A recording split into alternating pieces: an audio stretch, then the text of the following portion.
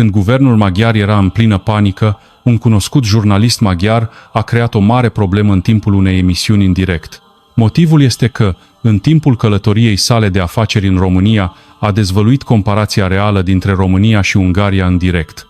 După difuzarea programului, utilizatorii de internet maghiari au fost furioși. Videoclipul a devenit rapid viral pe toate platformele media și sociale. Chiar și guvernul maghiar nu și-a putut ascunde panica și a fost nevoit să intervină de urgență pentru a rezolva situația. Deci, ce a văzut acest jurnalist în România? Ce a spus care i-a șocat pe toți atât de mult? Numele meu este Laszlo. Sunt un jurnalist cu experiență la canalul Economic Mondial Maghiar. M-am născut și am crescut în Budapesta și lucrez în știrile economice de 12 ani. Mulți au încredere în analizele mele economice și, în special, sunt cunoscut pentru comentariile mele critice ascuțite despre situația economică a țărilor concurente. În comparație cu Ungaria, economiile acestor țări, nici nu merită menționate, au rămas în trecut. Cuvintele mele din emisiunea în direct de săptămâna trecută au provocat un mare entuziasm în rândul telespectatorilor. Rețelele noastre sociale erau pline de postări despre cum românii îi urăsc pe maghiari. Colegii mei considerau și ei România un loc înapoiat. Laszlo, care va fi următorul nostru subiect? M-a întrebat producătorul. Dintr-o dată, o idee mi-a fulgerat prin minte. Vorbisem mult despre România, dar nu fusesem niciodată acolo. Toate informațiile proveneau din alte surse media sau din zvonuri. Voiam să fac un reportaj special despre România, să merg acolo și să iau interviuri eu însumi. Producătorul a deschis larg ochii. Este acum momentul potrivit pentru un reportaj special despre România? Vreau să văd cu ochii mei cât de mult a rămas în urmă economia României față de cea a Ungariei. Dar în adâncul sufletului meu aveam un alt gând. Care este România în realitate? Această curiozitate s-a născut în mine. A doua zi, în sala de montaj, m-a abordat Gabor, cel mai tânăr coleg al meu. Laszlo, e în regulă călătoria în România?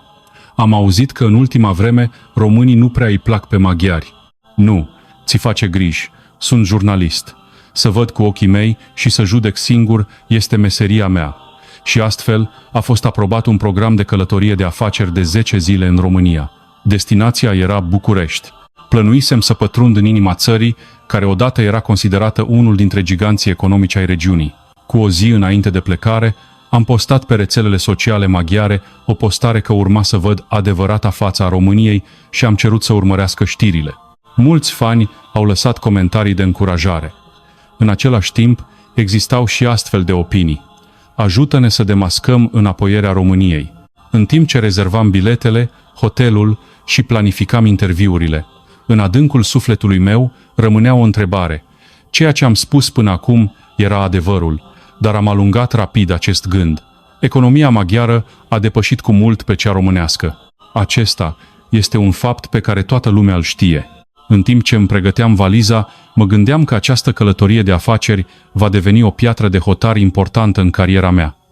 Voi deveni primul jurnalist maghiar care va dezvălui adevărul despre această țară.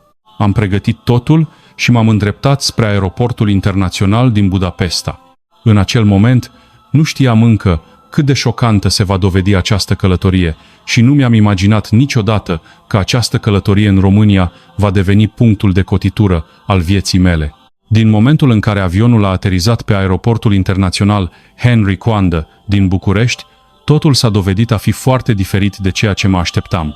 De îndată ce am coborât din avion și am intrat în terminalul de pasageri, am fost impresionat de curățenie și de sistemul eficient. Sistemul automat de control al pașapoartelor funcționa mai rapid și cu mai multă precizie decât orice văzusem vreodată în Ungaria. Aceasta este România?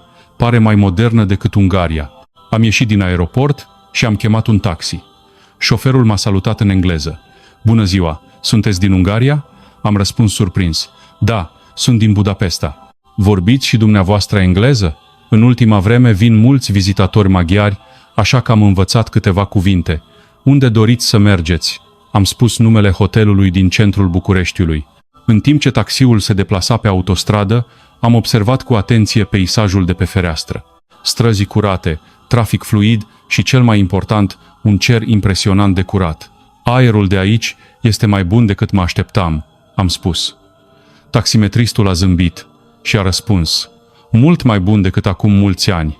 Și cum este în Ungaria? Am înghețat pentru o clipă, gândindu-mă la smogul din Budapesta. Îmi era rușine să compar. Când am intrat în centrul Bucureștiului, în fața mea au apărut clădiri înalte.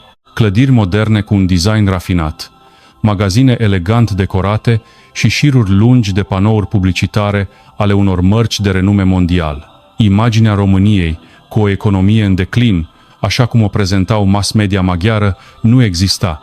Acesta este centrul orașului, a spus șoferul.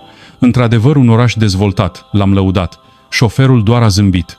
După ce m-am cazat la hotel și m-am odihnit puțin, am decis să fac o plimbare. Străzile erau curate, oameni îmbrăcați cu stil, exact ca în filmele românești pe care le văzusem.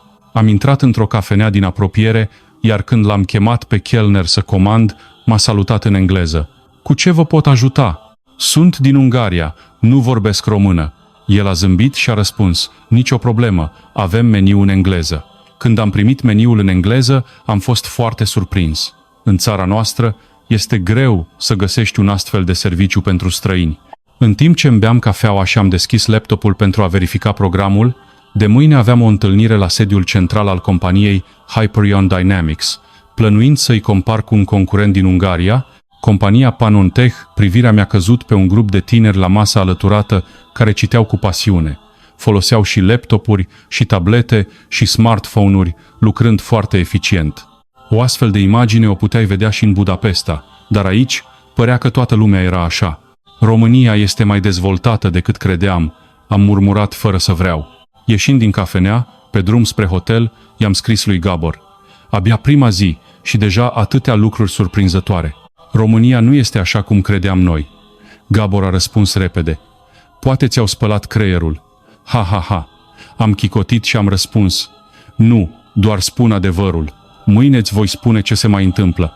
Întorcându-mă în camera de hotel, priveam peisajul nocturn al Bucureștiului de la fereastră și mă gândeam, acesta este doar începutul.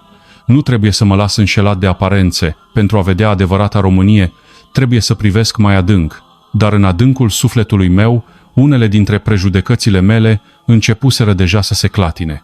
M-am trezit de vreme și am mers la cafeneaua de lângă hotel pentru a mă pregăti pentru interviu înainte de vizita la compania Hyperion Dynamics.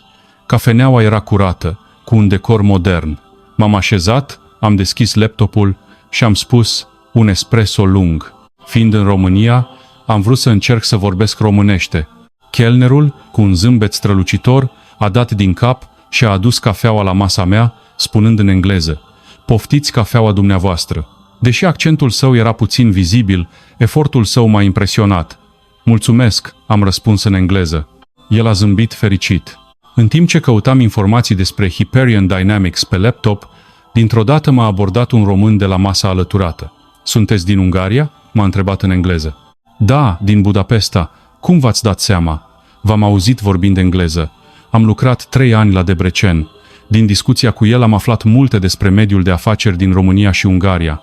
Nu a spus nimic negativ despre Ungaria, dimpotrivă, a lăudat dezvoltarea sa rapidă, ceea ce era complet diferit de zvonurile că românii îi urăsc pe maghiari. Terminând discuția, când am mers să plătesc, am descoperit că portofelul meu dispăruse. Am căutat în toate buzunarele pantalonilor și în geantă, dar nu l-am găsit. Am transpirat. Toate documentele importante, numerarul și cartea de identitate erau acolo. L-am sunat în grabă pe Gabor. Mi-am pierdut portofelul. Probabil va trebui să mă întorc în toate locurile unde am fost ieri să-l caut. Laslo, acum nu-l vei mai găsi. Am auzit că și în România sunt mulți hoți de buzunare. Cuvintele lui Gabor m-au tulburat și mai mult. Când eram gata să renunț și să mă întorc, m-a strigat chelnerul de la cafenea. Domnule, v-ați uitat portofelul. M-am întors. Era același chelner care alerga spre mine cu portofelul meu. Incredibil. Am deschis portofelul. Documentele și numerarul erau la locul lor. Vă mulțumesc foarte mult. Unde l-ați găsit? Era pe chiuveta de la toaletă. Din fericire, mi-am amintit fața dumneavoastră și v-am găsit. Zâmbetul său m-a făcut să simt o bunătate sinceră.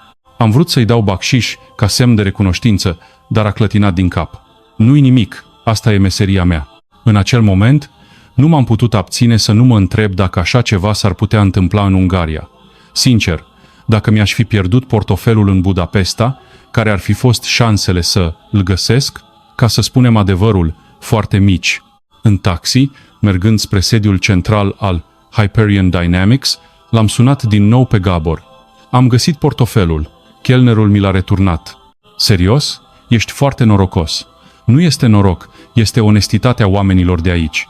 Acum părerile mele despre România s-au schimbat foarte mult. Gabor a rămas tăcut pentru o clipă și apoi a spus: nu te grăbi să tragi concluzii. Un jurnalist trebuie să fie obiectiv. Desigur, dar obiectivitatea înseamnă să vezi adevărul așa cum este. Gândește-te, părerile noastre despre România de până acum au fost obiective? Taxiul a ajuns la sediul central al Hyperion Dynamics.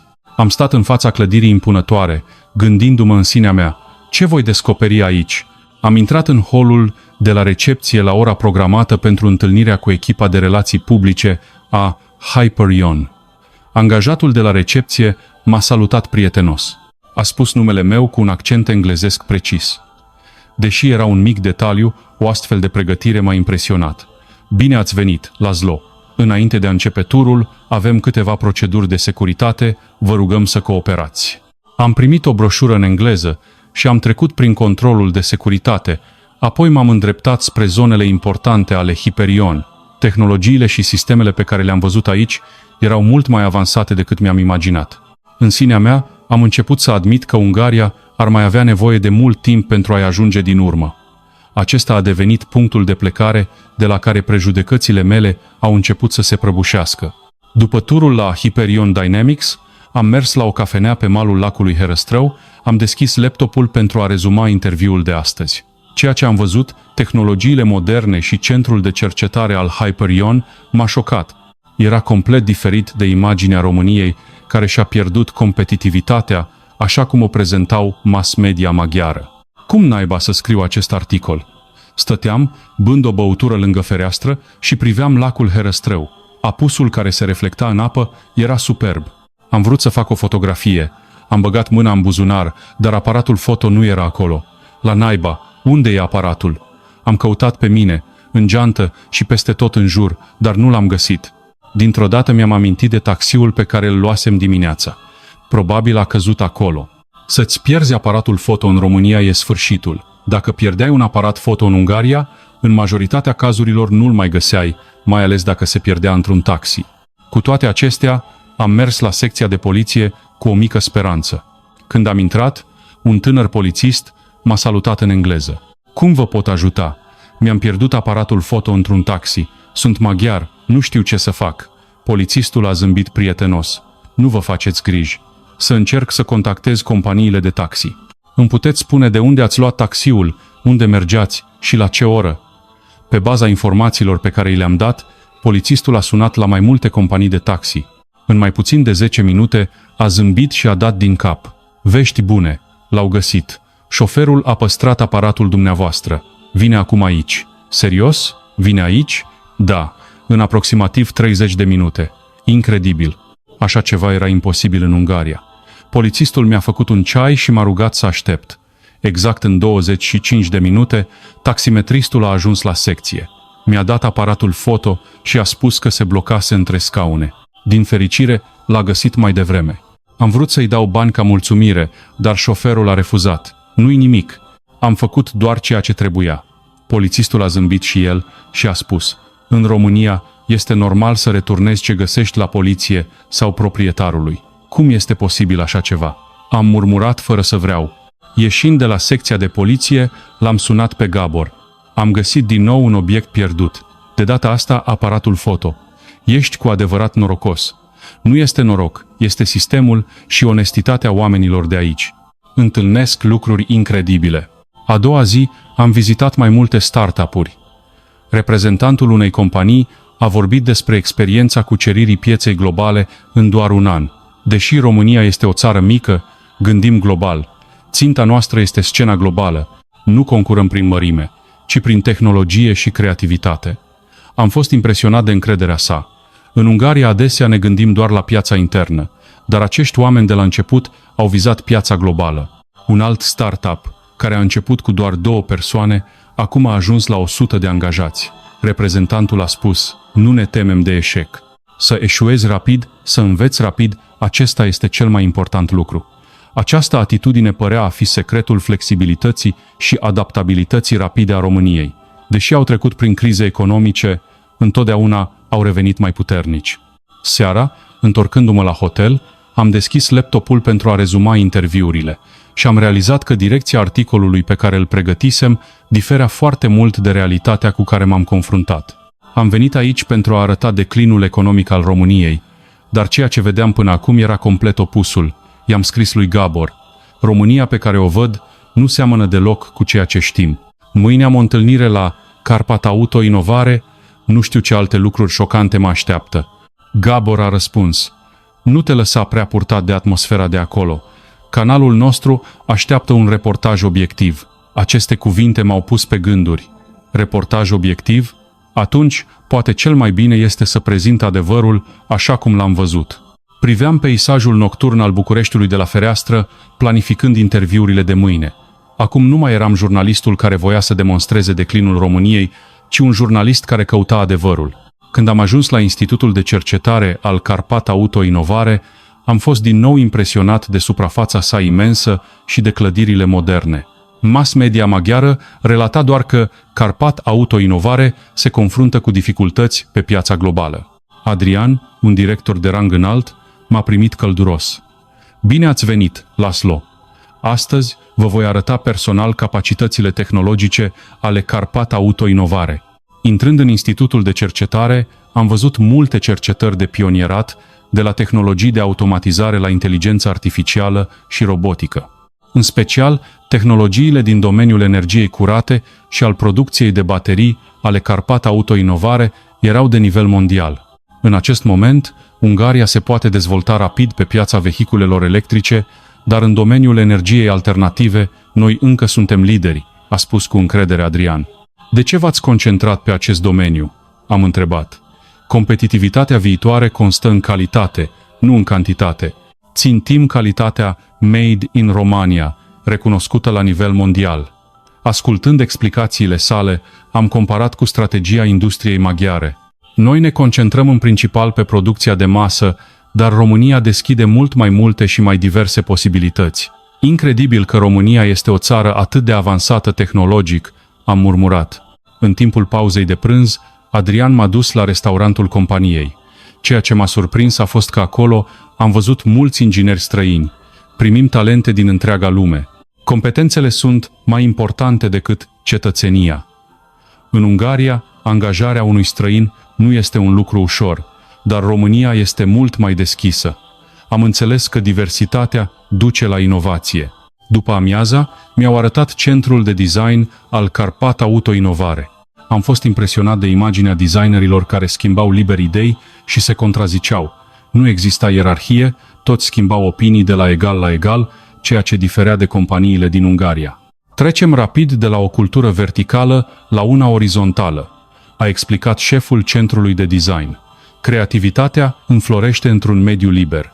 Pe drumul de întoarcere, Adrian m-a întrebat: Laszlo, care este prima dumneavoastră impresie despre România? Am răspuns sincer, foarte diferită de ceea ce credeam la început. În Ungaria se crede că economia românească are probleme. Adrian a zâmbit și a spus: desigur, avem și noi provocările și problemele noastre, dar să transformăm criza în oportunitate este în ADN-ul românului. Pe drumul de întoarcere la hotel, l-am sunat pe Gabor. Astăzi s-a întâmplat din nou ceva uimitor. Companiile românești se pregătesc pentru viitor cu ajutorul tehnologiei. Laszlo, se pare că acesta nu este reportajul pe care îl vrea canalul.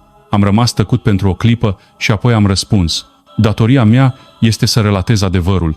Se spune că economia românească este în declin, dar ceea ce văd acum este complet diferit. Seara am vizitat TVR și m-am întâlnit cu producătorul unei emisiuni economice. A vorbit deschis despre realitatea economiei românești. Avem și noi multe probleme. Șomajul în rândul tinerilor, creșterea prețurilor la locuințe, îmbătrânirea populației. Dar nu ascundem aceste probleme. Le aducem în discuție publică. Am fost impresionat de sinceritatea lui. În Ungaria adesea ascundem problemele economice, în loc să le recunoaștem. Transparența este punctul de plecare pentru rezolvarea problemelor, am spus. Producătorul a dat din cap. Corect. Acceptăm problemele și căutăm împreună soluții. Întorcându-mă la hotel și rezumând interviul de astăzi, m-am gândit că dacă vreau să transmit adevărul, trebuie să revizuiesc tot ce am spus vreodată despre România. Înțelegerea mea se schimba în fiecare zi. În timpul rămas din călătorie, am vrut să înțeleg România mai profund. Am vizitat Tver, așa cum îmi propusesem. Voiam să văd cu ochii mei cum se creează știrile despre România pe care le vedeam în Ungaria. La intrarea în clădirea televiziunii m-a întâmpinat Andreea, o producătoare. Bine ați venit, Laszlo! Astăzi am pregătit pentru dumneavoastră un tur al televiziunii și un interviu. Mi-au arătat diverse departamente, de la redacție, studiouri, până la sălile de montaj. În special, am fost impresionat de atmosfera deschisă din redacție. Jurnaliștii se contraziceau aprins, pregătind jurnalele de știri. Aici se lucrează 24 de ore din 24? Am întrebat. Da, știrile nu dorm niciodată. Încercăm să oferim telespectatorilor cele mai exacte informații în orice moment. Ne-am mutat în sala de interviuri și ne-am așezat să vorbim cu Andreea. Era interesată de experiența mea în mass media maghiară. Laszlo, în Ungaria, din ce perspectivă faceți de obicei știri despre România? Am răspuns sincer. În principal, arătăm slăbiciunile economice ale României sau aspectele sale înapoiate în competiția cu Ungaria. Când scriați astfel de știri, ați vizitat vreodată personal România? Niciodată. De fapt, aceasta este prima mea dată. Andreea a dat din cap, fără a arăta vreo condamnare. Deci așa? Și ce? Această călătorie este diferită de așteptările dumneavoastră? M-am gândit profund și am răspuns. Sincer, aproape totul este diferit. România este mult mai dezvoltată decât credeam. Oamenii sunt foarte buni și cinstiți. Am o întrebare care mă frământă. Există un sentiment antimaghiar puternic în România? Andreea s-a gândit o clipă și a răspuns. Aceasta este o imagine creată de mass media. Românii în realitate nu sunt așa. Desigur, există unele conflicte din cauza problemelor politice și istorice, dar oamenii de rând nu sunt deloc ostili față de maghiari. Dimpotrivă, mulți români sunt interesați de cultura maghiară și au mulți prieteni maghiari. Ascultând răspunsul ei, am început să înțeleg câte prejudecăți existau în mass media maghiară. Accentuam conflictele și aspectele negative pentru a atrage audiență. Transmitem adevărul? M-am întrebat. Apoi, Andreea a organizat pentru mine o discuție cu jurnaliștii internaționali ai canalului. Au prezentat opinii echilibrate despre relațiile dintre România și Ungaria. Uneori și noi facem știri despre Ungaria cu prejudecăți, a recunoscut un jurnalist, dar în ultima vreme încercăm să ne înțelegem reciproc mai profund. Am fost impresionat de sinceritatea și autocritica lor. Ca jurnalist internațional, am simțit că și eu trebuia să-mi revizuiesc părerile. Seara, Andreea m-a invitat la cină la un restaurant cu bucătărie tradițională românească. Am încercat multe feluri de mâncare diferite, cum ar fi sarmale, mici și salată de vinete. Am vorbit despre bucătăria românească. Cum este prezentată bucătăria românească în Ungaria? A întrebat. Este cunoscută doar pentru pălincă și hora, dar astăzi, gustând, am înțeles că are un gust mult mai variat și profund. Cu bucătăria este la fel ca cu orice altceva. Imaginea din mass media și experiența reală pot fi diferite, a zâmbit. Pe drumul de întoarcere la hotel, mă gândeam că până acum am judecat România bazându-mă doar pe informații superficiale, iar apoi am transmis asta telespectatorilor. Simțeam o vinovăție teribilă. I-am scris lui Gabor. Astăzi am vizitat un post de televiziune românesc și ei fac autocritică despre munca lor. Noi, ce zici? Gabor a răspuns scurt. Când te întorci, îmi vei povesti în detaliu. Priveam cerul nocturn al Bucureștiului de la fereastra hotelului și mă gândeam, ca jurnalist, transmit adevărul sau doar poveștile pe care alții vor să le audă? Aceste gânduri îmi umblau prin minte. Pe măsură ce călătoria se apropia de sfârșit, simțeam că trebuia să aduc cu mine mai mult decât un simplu reportaj. În ultima zi, am decis să vizitez Palatul Parlamentului, un simbol al Bucureștiului. Am vrut să simt România ca turist. Am ieșit devreme de la hotel și am luat autobuzul spre palat. Șoferul de autobuz, văzând că sunt maghiar, M-a salutat cu câteva fraze simple în engleză. Bună ziua spre palat? Da. Vorbiți și dumneavoastră engleză? Puțin. Vin mulți turiști maghiari, așa am învățat. În autobuz am admirat panorama Bucureștiului. Clădirile înalte și monumentele vechi se combinau, creând o imagine impresionantă. Era un oraș modern, care își păstra cultura tradițională, diferit de orașele din Ungaria. Dintr-o dată șoferul s-a întors și a spus: "E frig, mâncați asta", și mi-a dat o mică bomboană. Am fost surprins de bunătatea neașteptată și i-am mulțumit. Afară era într-adevăr frig. Deși era doar o mică bomboană, căldura ei m-a emoționat. Când am ajuns la Palatul Parlamentului, am urcat pe terasa de observare. În fața mea s-a întins o priveliște panoramică de 360 de grade a Bucureștiului. Râul Dâmbovița se vedea în depărtare, iar clădirile mari și mici păreau armonioase, ca într-un tablou. Pe terasa de observare am întâlnit un cuplu de români în vârstă. M-au salutat. "Sunteți din Ungaria? Haideți să vă facem o poză." Le-am mulțumit pentru bunătatea lor și i-am rugat să facă o fotografie. După ce a făcut poza, soțul a spus: "Anul trecut am fost la lacul Balaton. Este o zonă minunată." Soția a adăugat: "Maghiarii sunt foarte buni și amabili. Călătoria a fost foarte plăcută." Din discuția cu ei, am simțit că între oamenii de rând din cele două țări nu există aproape deloc conflicte sau ostilitate, așa cum o prezintă mass media. Dimpotrivă, există curiozitate și respect reciproc. Stăteam și beam cafea la cafeneaua de pe terasă, gândindu-mă: România nu este o țară în declin, ci o țară caldă. Impresiile din ultimele zile îmi treceau prin minte. Celnerul care a găsit portofelul, taximetristul care a returnat aparatul foto, oamenii buni de la care am luat interviuri și șoferul de autobuz care mi-a dat bomboana. M-am uitat la micul pachetel cu bomboane și am realizat profund: adevărata putere a unei țări nu constă doar în mărimea economiei sau a tehnologiei, ci în sufletul și cultura poporului său. România este puternică economic, asta e adevărat, dar mai importantă este onestitatea, bunătatea și rezistența poporului său, care îi permite să depășească crizele. Coborând de la palat, am mers pe jos prin centrul vechi. Comercianții erau și ei foarte amabili, mi-au făcut, ca maghiar, o reducere. O vânzătoare mi-a dăruit chiar și un mic suvenir din lemn când cumpăram amintiri. Să mai veniți în România. Ieșind din piață, l-am sunat pe Gabor. Mâine mă întorc. Interviurile s-au terminat. În ce stil să scriu articolul? Gabor s-a gândit o clipă și a răspuns: scrie adevărul. Laslo, imaginea României pe care ai văzut-o cu ochii tăi poate fi diferită de ceea ce vrea canalul, dar tot trebuie să-ți păstrezi demnitatea de jurnalist, nu-i așa? Și telespectatorii maghiari au dreptul să știe adevărul despre România. În ultima seară am cinat singur la o mică terasă de lângă hotel. Mâncam sarmale, gândindu-mă la călătorie. Inițial, am venit să găsesc slăbiciunile României, dar în schimb am trăit o experiență care mi-a spulberat stereotipurile. Proprietarul terasei s-a apropiat de mine și m-a întrebat: vă place mâncarea românească? Foarte gustoasă. În Ungaria îmi va fi dor de acest gust. A zâmbit larg și mi-a dat un mic borcan cu zacuscă. Luați-l cadou pentru familia dumneavoastră din Ungaria. În acel moment am fost sigur că această căldură, onestitate și deschidere sunt adevărata forță a României, capabilă să depășească orice criză. Întorcându-mă la hotel și făcându-mi bagajul, mă gândeam: cum voi spune acum această poveste?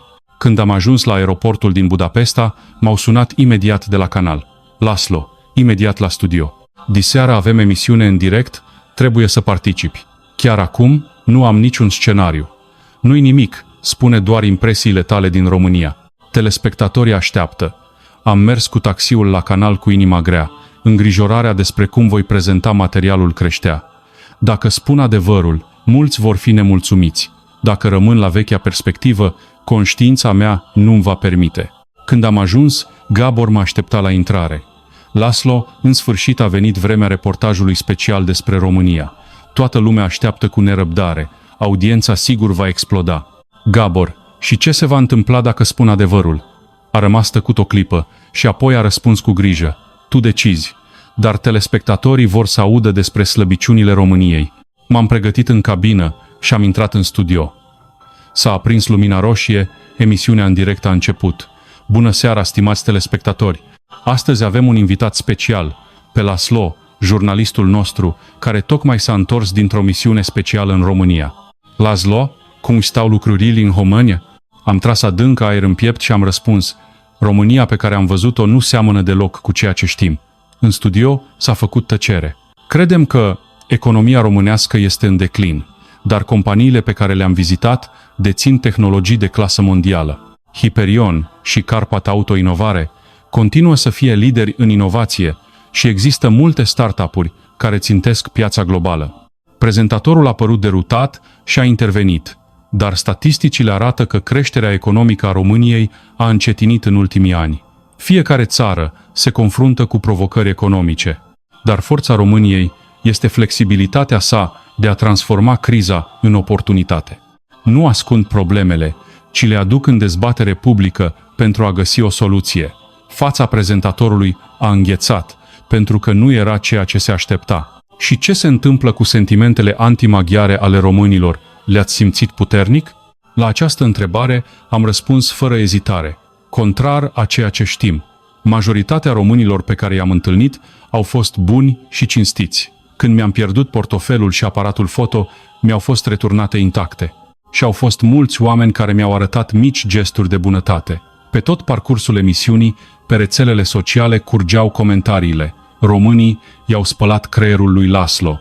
Probabil a luat bani de la România. Dar eu am continuat să vorbesc. Adesea vedem alte țări prin prisma stereotipurilor impuse de mass media. Și eu eram așa. Dar când am trăit totul personal, adevărul s-a dovedit a fi complet diferit. România este concurentul nostru, dar în același timp este o țară de la care putem învăța multe. Producătorul a făcut un semn. Ultima propoziție. Adevărul îl poți afla doar văzând totul cu ochii tăi. Stimați telespectatori, când auziți povești despre alte țări, vă rog să încercați să le examinați din diferite perspective. Emisiunea s-a terminat. Am ieșit din studio. M-a abordat un producător furios. Laszlo, ce naiba ai făcut? Nu asta voiam. Am răspuns calm. Am spus doar adevărul, ca jurnalist, ceea ce am văzut și am trăit. Întorcându-mă la birou și strângându-mi lucrurile de pe masă, m-a abordat discret Gabor. Ai fost minunat. Aș vrea să am și eu un astfel de curaj. Am zâmbit și am răspuns: nu este curaj, este responsabilitate. Ca jurnaliști, avem datoria de a transmite adevărul. În acea noapte, rețelele mele sociale erau pline atât de mesaje critice, cât și de încurajare, dar în sinea mea eram calm. Pentru prima dată după mult timp, am simțit că mi-am îndeplinit cu adevărat datoria de jurnalist. Pe drum spre casă, am scos bomboana pe care mi-o dăduseră în România și am mâncat-o. Gustul dulce mi-a amintit de priveliștea Bucureștiului de la Palatul Parlamentului. România nu este o țară în declin, ci o țară caldă. După această experiență, am decis să devin un jurnalist mai bun, un om mai bun. De acum înainte, în orice țară aș merge, cu oricine m-aș întâlni, nu voi judeca pripit, până nu voi vedea și trăi totul eu însumi. După aceea, am început să fac o serie de reportaje profunde despre diferite țări și culturi. Primul episod despre România poate a provocat reacții, dar cu timpul mulți telespectatori au început să accepte noile perspective, să transmiți adevărul și nu ceea ce vor alții să audă. Aceasta este adevărata misiune a jurnalistului. Am realizat asta din nou după misiunea mea în România. Acum, în fiecare dimineață, intrând în birou, mă uit la suvenirul din lemn pe care l-am primit din România. Nu este doar o amintire obișnuită, ci o comoară care mi-amintește mereu de necesitatea de a spune adevărul,